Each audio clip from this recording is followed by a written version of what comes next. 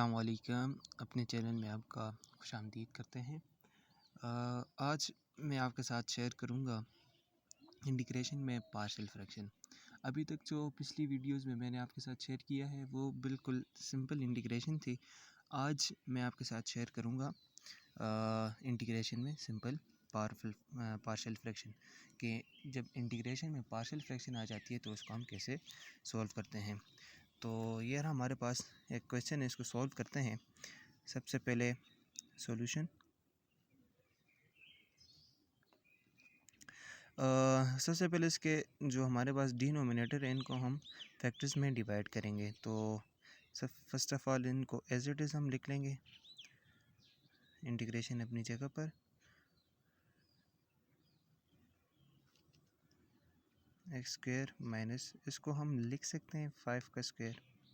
ठीक है, अब जिस तरह हमने वो फार्मूला पढ़ा था ए स्क्वायर माइनस बी स्क्वायर का, ए स्क्वायर माइनस ये स्क्वायर जो है बाहर होता है, ये हमारे पास इक्वल होता है ए प्लस बी और ए माइनस बी। ठीक हो गया। अब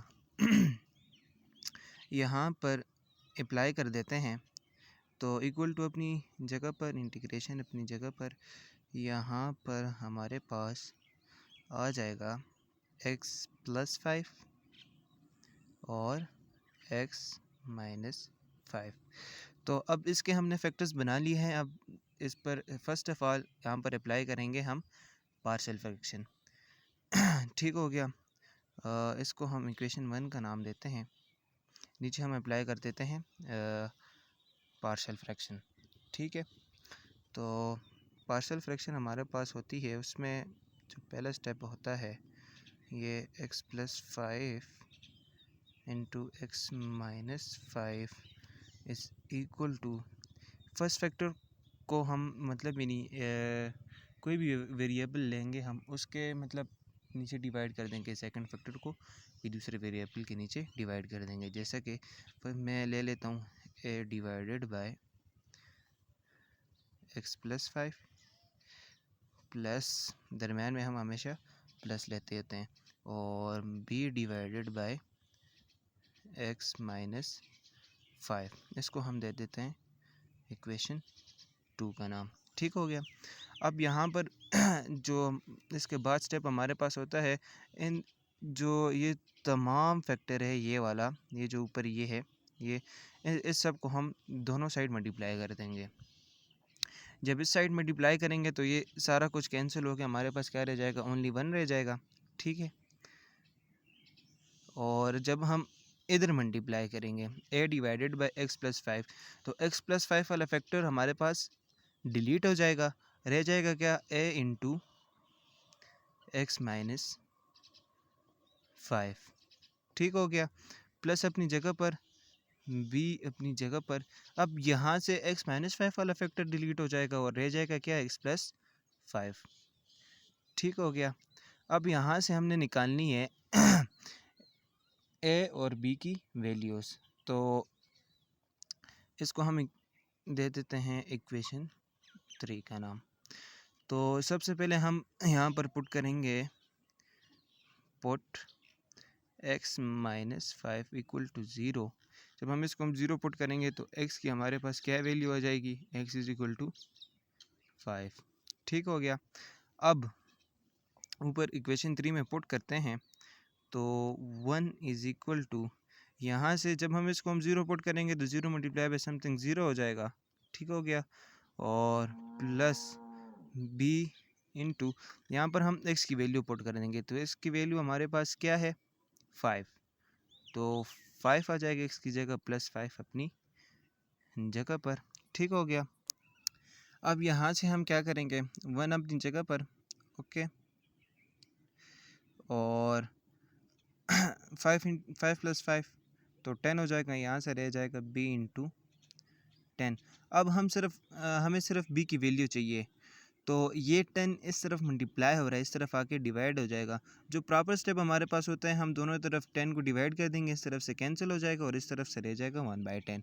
लेकिन सिंपली अगर हम सॉल्व करना चाहें तो एक तरफ अगर कोई डिजिट हमारे पास अगर इक्वेशन हो, इक्वेशन का मतलब दरमियान में इक्वलिटी वो और एक फैक्टर एक लेफ्ट हैंड साइड या राइट हैंड साइड कोई भी फैक्टर मल्टीप्लाई हो रहा हो तो वो दूसरे साइड जाके डिवाइड हो जाते हैं। तो यहाँ पर मल्टीप्लाई हो रहा है, इस तरफ आके क्या हो जाएगा, डिवाइड हो जाएगा, तो 1/10 हो जाएगा और b की वैल्यू हमारे पास आ जाएगी 1/10। ठीक है, अब हमने निकालनी है जिस तरह पीछे हमने किया था। अब हम निकालेंगे किसकी, b की वैल्यू, ये a की वैल्यू। तो उसके लिए हम क्या करेंगे, हम पुट करेंगे क्या, जिस तरह हमने यहाँ पर किया था x-5 को 0 पुट किया था, अब हम पुट करेंगे x+5 को। तो यहाँ पर कर लेंगे पुट x+5 इक्वल टू 0।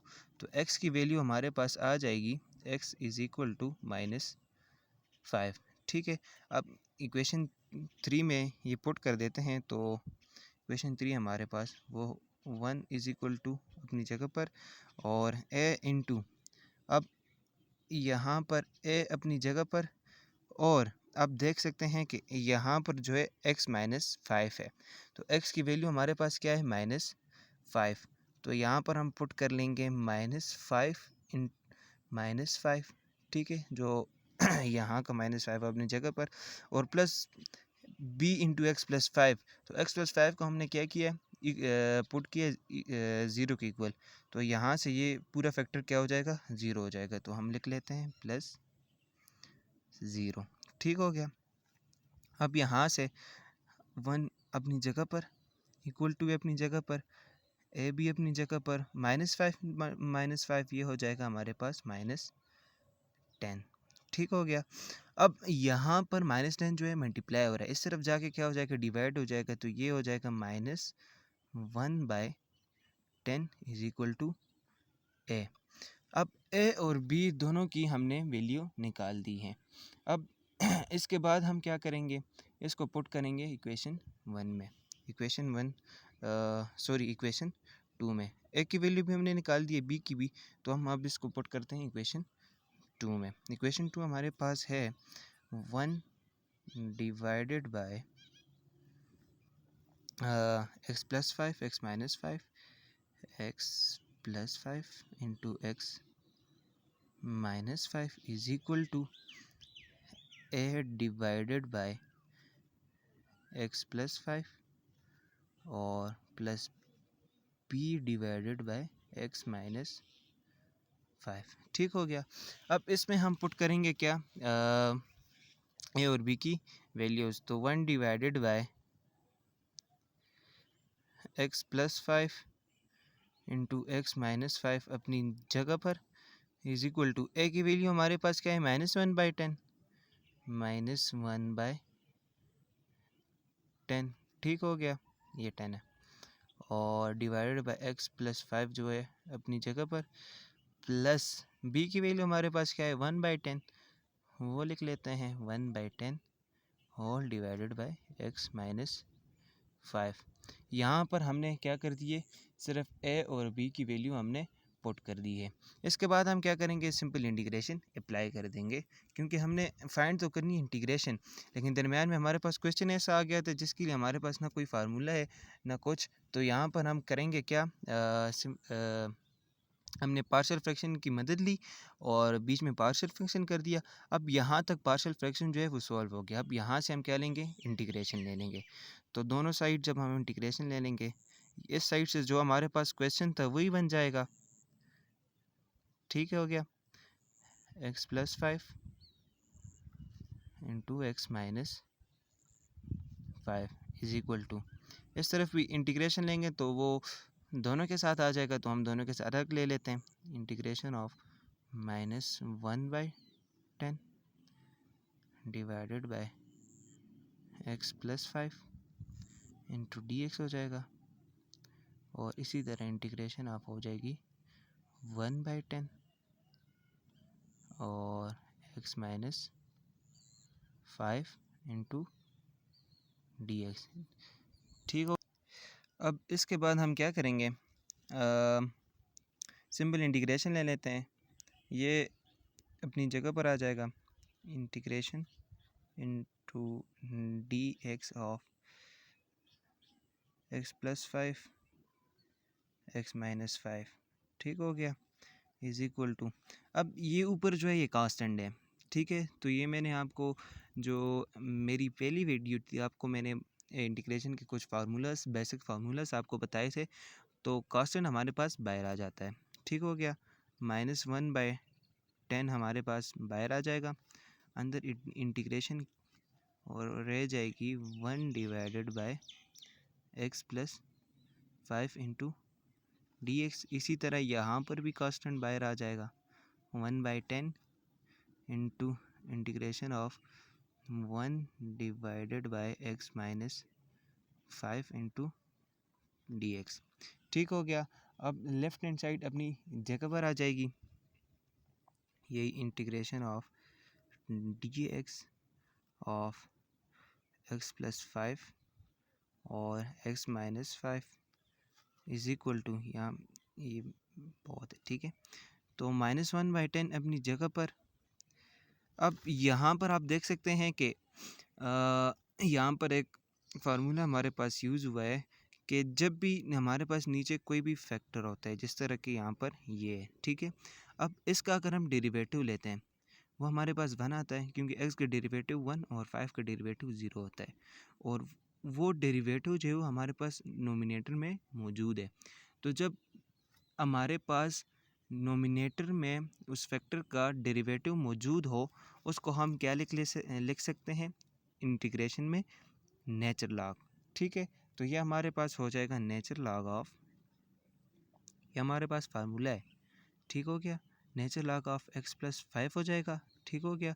इसी तरह +1/10 जो है अपनी जगह पर, और यहाँ पर भी आप देख सकते हैं कि जो हमारे पास ये फैक्टर है x माइनस 5, इसका डेरिवेटिव ऊपर मौजूद है 1, तो इसको भी हम लिख लेंगे nature log of x minus 5, ठीक हो गया।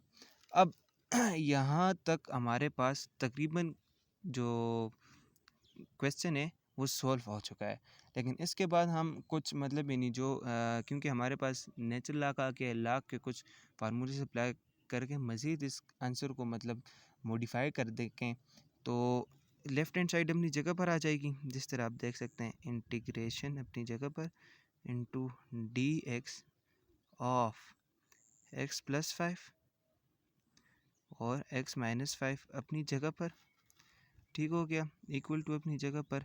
अब यहाँ पर है m log n, तो हमारे पास log का फार्मूला है कि m log n जो हमारे पास होता है उसको हम लिख सकते हैं log m की पावर n, ये हमारे पास log का फार्मूला है। तो यहाँ पर log हमारे पास पहले हो जाएगा, ठीक है, इसको ln b कहते हैं नेचर लॉग को, और m log n यहाँ पर क्या हो जाएगा x प्लस 5 और पावर में क्या आ जाएगा -1/10।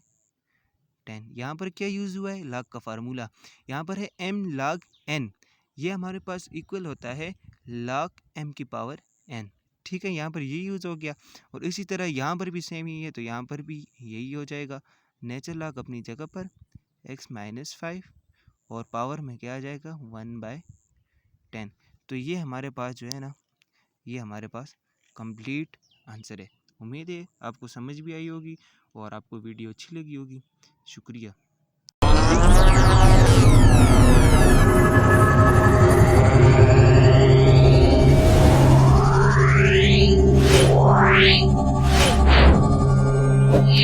Wow.